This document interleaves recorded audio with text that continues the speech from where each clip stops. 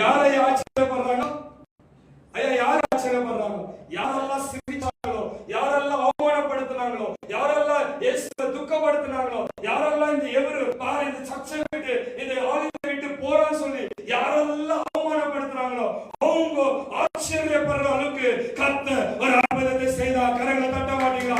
ஹalleluya, ஹalleluya, ஹalleluya. இதுதான் தீர்க்கதரிசனமா உங்க வாழ்க்கையில இந்த மாதம் நடக்க போகுது. யாரெல்லாம் உன்னை அவமானப்படுத்துறாங்களோ, யாரெல்லாம் உன்னை துக்கப்படுத்துறாங்களோ, யாரெல்லாம் நீ வாழக்கூடாதுன்னு நினைக்கிறாங்களோ, யாரெல்லாம் உன்னை பார்த்து சிரிச்சு கொண்டிருக்கிறாங்களோ அவங்க மத்தியில நீ ஆச்சரியப்படுற